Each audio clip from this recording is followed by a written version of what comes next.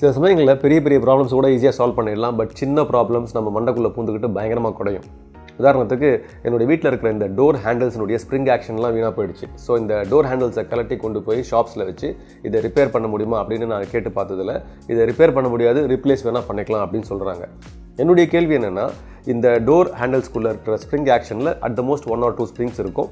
அந்த ஸ்ப்ரிங்ஸ் போனதுனால எதுக்காக மொத்த யூனிட்டையும் மாற்றணும் அப்படிங்கிறது தான். ஸோ இந்த வீடியோவில் எப்படி இந்த டோர் ஹேண்டிலுடைய ஸ்ப்ரிங் ஆக்ஷனை நம்ம சரி பண்ண முடியும் அப்படின்றத பார்க்கலாம். Again I'm not a professional, எனக்கு இதை பற்றி பெருசாக எதுவும் தெரியாது. இந்த ப்ராப்ளமை சார்ட் அவுட் பண்ணும்போது ஒரு சில விஷயங்களை நான் தெரிஞ்சுக்கிட்டேன், அதை அப்படியே உங்களோட ஷேர் பண்ணிக்கிறேன். எல்லாருக்கும் இது யூஸ்ஃபுல்லாக இருக்கும்ன்றது நம்புகிறேன். ஸோ வீடியோவை தொடர்ந்து ஸ்கிப் பண்ணாமல் பாருங்கள். இதுதான் நம்மளுடைய டோர்னுடைய ஹேண்டில். இப்போ நீங்கள் பார்த்தீங்கன்னா இதனுடைய ஸ்ப்ரிங் ஆக்ஷன் ஃபுல்லாகவே போயிட்டுருக்கு. இந்த எண்டு போர்ஷனில் மாத்திரம் கொஞ்சம் ஸ்ப்ரிங் ஆக்ஷன் இருக்குது. பட் இதை நீங்கள் விட்டிங்கன்னா இந்த பொசிஷனுக்கு வரணும், ஆனால் இந்த பொசிஷனுக்கு இது வர மாட்டேங்குது இல்லையா. இந்த மினிமம் ஆக்ஷன், இந்த ஸ்ப்ரிங் ஆக்ஷன் ஏன் இருக்குதுன்னு பார்த்தீங்கன்னா, இந்த லேட்ச் இருக்கு இல்லையா, இந்த லேட்சுக்கு பின்னாடியும் ஒரு சின்ன ஸ்ப்ரிங் இருக்கும். இந்த லேட்சும் இந்த ஹேண்டிலும் ஒரு ஷாஃப்ட் வழியாக கனெக்ட் ஆகிருக்கு. ஸோ அந்த கனெக்ஷன் இருக்கிறதுனால இந்த ஸ்ப்ரிங்குக்கு உண்டான ஸ்ட்ரென்த்தில் தான் இந்த மூமெண்ட்டு நம்மளுக்கு கிடைக்கிது. ஸோ இந்த டாப் போர்ஷனை ரிமூவ் பண்ணி காமிச்சோன்னா உங்களுக்கு அது க்ளீனாக புரியும். இந்த டாப் போர்ஷன் ரிமூவ் பண்ணுறதுக்கு இந்த 2 ஸ்க்ரூ கழட்டினா போதும். இந்த மாடலில் 2 ஸ்க்ரூ தான் இருக்குது. ஒரு சில மாடல்ஸில் பார்த்தீங்கன்னா 2 ஸ்க்ரூ மேலே கீழே ஒரு ஸ்க்ரூ, சில 4 ஸ்க்ரூலாம் இருக்கும். இந்த ஸ்க்ரூஸை நீங்கள் கழட்டினீங்கனாலே இந்த top portion with the handle அப்படியே உங்களுக்கு கலண்டி வந்துடும். இந்த மாதிரி பிராஸ் லாக்காக பிராஸ் ஹேண்டில் இருந்ததுன்னா இந்த மாதிரி ஸ்க்ரூஸும் பார்த்தீங்கன்னா பிராஸில் கொடுத்துருப்பாங்க, பித்தளையில் கொடுத்துருப்பாங்க. இந்த ஸ்க்ரூஸை நீங்கள் தொலைக்காமல் இருக்கிறது நல்லது. ஏன்னா இந்த மாதிரி பித்தளை ஸ்க்ரூஸ் எல்லா கடைகளிலும் கிடைக்காது. அப்புறம் இதை வேறு தேடி தெரிஞ்சுட்டு இருக்கணும். ஸோ இது பார்த்தீங்கன்னா பித்தளை ஸ்க்ரூ, இதை கொஞ்சம் பத்திரமா எடுத்து வைக்கணும். ஏற்கனவே நான் கலட்டி பார்த்ததுனால நான் ஈஸியாக கலட்ட முடியுது. கொஞ்சம் சில சமயத்தில் பழசாக இருந்ததுன்னா சிரமப்பட்டு கூட கலட்ட வேண்டிய சுச்சுவேஷன் இருக்கும். பட் கலட்டி எடுத்திங்கன்னா இது இப்படி கையோடு வந்துடும். இதை நம்ம ஒர்க் பெஞ்சுக்கு எடுத்துகிட்டு போயிடுவோம். வேலை செய்ய ஈஸியாக இருக்கணுன்றதுக்காக என்கிட்ட இருக்க டேபிள் வாய்ஸில் வந்து இந்த ஹேண்டில் நான் ஃபிட் பண்ணி வச்சுருக்கேன். இப்போ நீங்கள் இந்த ஹேண்டில் நீங்கள் ஓப்பன் பண்ணதுக்கப்புறமா நீங்கள் இதில் ஒரு சில விஷயங்கள் நீங்கள் பார்க்க முடியும். ஃபஸ்ட்டு வந்து பார்த்தீங்கன்னா, ஒரு கீழே இருக்கிற லேயரில் வந்து ஒரு ஸ்ப்ரிங் இருக்கும், ஒரு ரவுண்ட் காயில் ஸ்ப்ரிங் இருக்கும். அந்த ஸ்ப்ரிங் சில சமயத்தில் உடஞ்சிருக்கலாம், இல்லை லூஸ் ஆகிருக்கலாம். அதுக்கு மேலே ஒரு சின்ன பிளேட் இருக்கும். அந்த பிளேட் வந்து பார்த்திங்கன்னா அதுக்கு ஒரு சின்ன ஸ்டாப்பர் கொடுத்துருப்பாங்க. இந்த ஸ்டாப்பர் வந்து இந்த ஹேண்டில் வந்து ஃபுல்லாக சுற்றிக்காமல் இருக்கிறதுக்கு, கரெக்டான இடத்துல போய் நிற்கிறதுக்காக இந்த ஸ்டாப்பர் கொடுத்துருக்காங்க. அதுக்கு மேலே இந்த 2 பார்ட்டுமே வந்து வெளியே வராமல் இருக்கிறதுக்கு ஒரு சின்ன கிளிப் கொடுத்துருக்காங்க. இந்த கிளிப்புக்கு பேர் வந்து பார்த்திங்கன்னா சர்க்ளிப்னு சொல்லுவாங்க. இது எப்படி ஓப்பன் பண்ணுறதுன்ற சொல்கிறதுக்கு முன்னாடி இந்த சர்க்ளிப்பை பற்றி ஒரு சில விஷயங்கள் சொல்கிறேன். சர்க்ளிப் வந்து 2 விதமான சர்க்ளிப்ஸ் இருக்குது. ஒன்று வந்து இன்டர்னல் சர்க்ளிப், இன்னொன்று எக்ஸ்டர்னல் சர்க்ளிப். இன்டர்னல் சர்க்ளிப் வந்து அதாவது ஒரு பிஸ்டனோ இல்லாட்டி ஒரு டியூபுக்குள்ளே போயிட்டு அதனுடைய ஃபோர்ஸ் அவுட் சைடில் வெளி பக்கமாக இருக்கும்.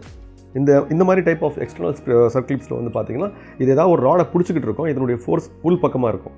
ஸோ இந்த சர்க்ளிப்பை கழட்டுறதுக்கு நம்ம இதை நீக்கி தான் இதை நம்ம வெளியே எடுக்க முடியும்.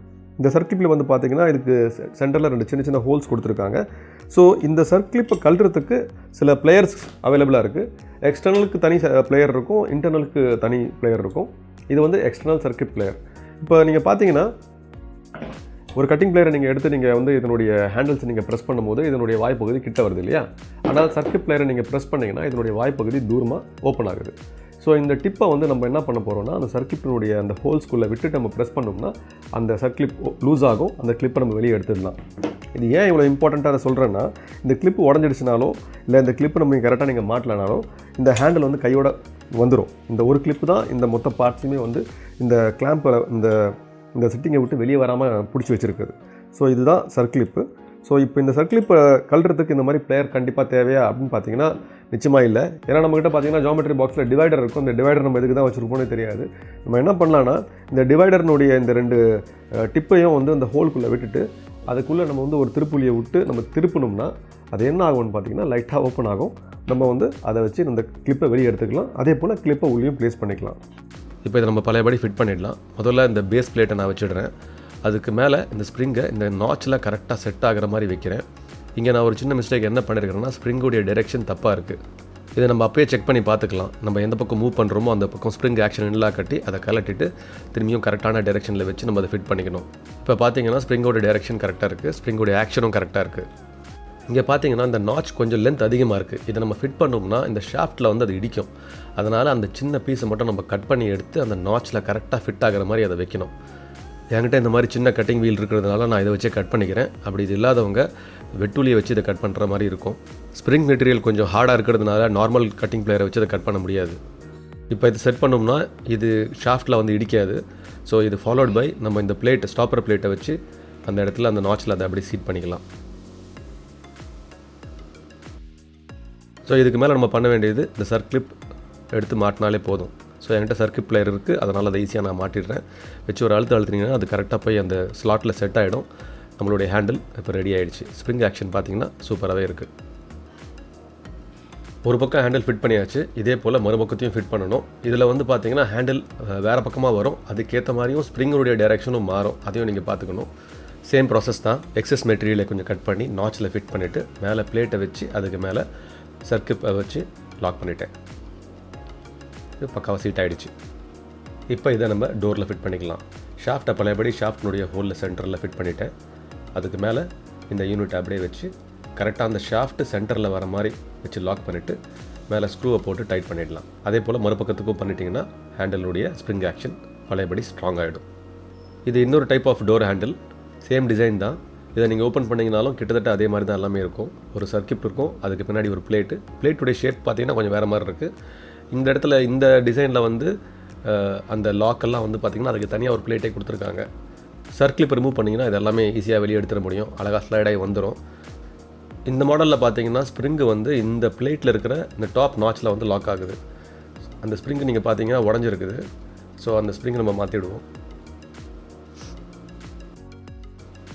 இந்த புது ஸ்ப்ரிங்கினுடைய விடுத்து கொஞ்சம் அதிகமாக இருக்கிறதுனால இது பேக் சைடில் ஃபிட் பண்ண முடியல. அப்படின்றதுனால நான் அந்த ஃப்ரண்ட் பக்கம் ஃபிட் பண்ணியிருக்கேன். ஸோ ஃபங்க்ஷனாலிட்டி வைஸ் அது சேமாக தான் இருக்கும். கரெக்டாக சீட் ஆகுதான்னு மட்டும் பார்த்துக்கலாம். ஒரே ஒரு வாஷர் மட்டும் நான் ரிமூவ் பண்ணதுனால கொஞ்சம் ஸ்பேஸ் கிடச்சிது. அதனால் இந்த பிளேட் இதே மாதிரி வச்சு அதுக்கு மேலே சர்க்கிப் போட்டு அதை லாக் பண்ணிட்டேன். இப்போது ஸ்ப்ரிங் ஆக்ஷன் பழையபடி ஸ்ட்ராங் ஆகிடுச்சு. ஒரு டோப் நாப்னுடைய ஸ்ப்ரிங்கு வீணாக போச்சுன்னா அந்த ஸ்ப்ரிங்கை மாற்றுறது எப்படின்னு இந்த வீடியோவில் பார்த்தோம். பட் அந்த ஸ்ப்ரிங்கை மாற்றுறதுக்கு முதல்ல ஸ்ப்ரிங் வேணும் இல்லையா? இந்த ஸ்ப்ரிங் எங்கே கிடைக்கும்? இதனுடைய ரேட் என்ன? இதனுடைய ரேட்டு வந்து பார்த்தீங்கன்னா 5 ரூபாயிலேருந்து 50 ரூபா வரைக்கும் இருக்கும். Based on the quality, based on the seller. வெப்சைட்ஸில் நார்மல் வெப்சைட்ஸில் கிடைக்காது. ஒரு இண்டஸ்ட்ரியல் வெப்சைட்ஸில் போனீங்கன்னா அது உங்களுக்கு கிடைக்கும். அகைன் இதில் ஒரு சின்ன கேட்ச் என்னென்னா, நீங்கள் ஒரு மினிமம் 500 பீசஸோ இல்லாட்டி 1000 பீசஸோ ஆர்டர் பண்ணுற மாதிரி இருக்கும். நம்மள மாதிரி வீட்டு ஹோம் ஓனர்ஸ்க்கெல்லாம் இது செட் ஆகாது. ஒருவேளை நீங்கள் ஷாப் ஏதாச்சும் வச்சுருக்கீங்க, இல்லாட்டி இந்த மாதிரி டோர் ஹேண்டில் சேல் பண்ணிகிட்டு இருக்கீங்கன்னா உங்கள் கஸ்டமர்ஸ்க்கு நீங்கள் இதை கொடுத்தீங்கன்னா ரொம்ப யூஸ்ஃபுல்லாக இருக்கும். இந்த மாதிரி ஆளுங்களுக்கெல்லாம் ரொம்ப யூஸ்ஃபுல்லாக இருக்கும். நம்மள மாதிரி ஆளுங்க என்ன பண்ணலாம் அப்படின்னு பார்த்தீங்கன்னா, இதை சாம்பிள் எடுத்துகிட்டு போயிட்டு நீங்கள் வந்து ஒரு ஸ்ப்ரிங் மேக்கர்கிட்ட கொடுத்தீங்கன்னா அவங்க இதை பண்ணி கொடுத்துருவாங்க. யூஸ்வலாக இண்டஸ்ட்ரியல் யார்ட்லலாம் பார்த்தீங்கன்னா ஸ்ப்ரிங் மேக்கர்ஸ் இருப்பாங்க, ஸ்ப்ரிங் செய்கிறவங்க இருப்பாங்க. ஏன்னா எப்பவுமே வந்து எல்லா விதமான ஸ்ப்ரிங்கும் ரெடிமேடாக கிடைக்காது இல்லையா? ஒரு சில ஸ்ப்ரிங்ஸ் நம்ம செஞ்சு தான் வாங்கணும். ஸோ அவங்கக்கிட்ட கொடுத்தீங்கன்னா அவங்க ஸ்ப்ரிங் பண்ணி கொடுப்பாங்க. ஆனால் அவங்களும் ஒரு ஸ்ப்ரிங் தனியாக பண்ணி தர மாட்டாங்க. எனக்கு பண்ணி கொடுத்தவர் மினிமம் 10 பீசஸ் ஆச்சு நீங்கள் ஆர்டர் பண்ணணும் அப்படின்னு சொல்லார். ஒரு பீஸுக்கு 50 rupees சார்ஜ் பண்ணாங்க. ஸோ 10 பீசஸ்ன்றது ஓகே அப்படின்னு எனக்கு பட்டது. ஏன்னா ஒரு டோர் ஹேண்டலுக்கு வந்து ஒரு டோரில் வந்து 2 பக்கமும் ஹேண்டில் வருது இல்லையா? 2 ஹேண்டிலையும் ஸ்ப்ரிங் மாத்திரதா இருந்தால் நம்மளுக்கு வந்து 2 ஸ்ப்ரிங் தேவைப்படும். ஸோ நான் வந்து ஒரு 3 டோர்ஸ்க்கு நான் வந்து ஹேண்டில்ஸ் நான் சரி பண்ணிட்டேன். ஒரு 4 ஸ்ப்ரிங் எடுத்து ஸ்பேராக வச்சுருக்கேன். இந்த மெத்தோடு உங்களுக்கு ஒரு வேலை செட் ஆகலை அப்படின்ற பட்சத்தில் இந்த ஸ்ப்ரிங்கை நீங்களே வீட்டில் பண்ண முடியும். இதெல்லாம் பண்ணி முடிச்சதுக்கப்புறமா தான் இந்த மெத்தட் நான் கண்டுபிடிச்சேன். பட் அந்த மெத்தட்ஸை நான் இப்போ இந்த வீடியோவில் சொன்னால் இந்த வீடியோ ரொம்ப லென்த் ஆகிடும். ஸோ அதனால் அதுக்காக தனியாக ஒரு வீடியோ நான் பண்ணி போடுறேன். இந்த வீடியோ வந்து உங்களுக்கு யூஸ்ஃபுல்லாக இருக்கும்னு நான் நம்புகிறேன். இந்த வீடியோ உங்களுக்கு பிடிச்சிருந்தா லைக் பண்ணுங்கள், ஷேர் பண்ணுங்கள். கொஞ்சம் கஷ்டப்பட்டு தான் வீடியோலாம் பண்ணிக்கிட்டு இருக்கோம். அதனால் தயவுசெய்து வீடியோவை பார்த்துட்டு இந்த சேனலை சப்ஸ்கிரைப் பண்ணுங்கள். இன்னொரு வீடியோவில் உங்களை நான் ரொம்ப சீக்கிரமாக பார்க்குறேன். அது வரைக்கும் பாய்.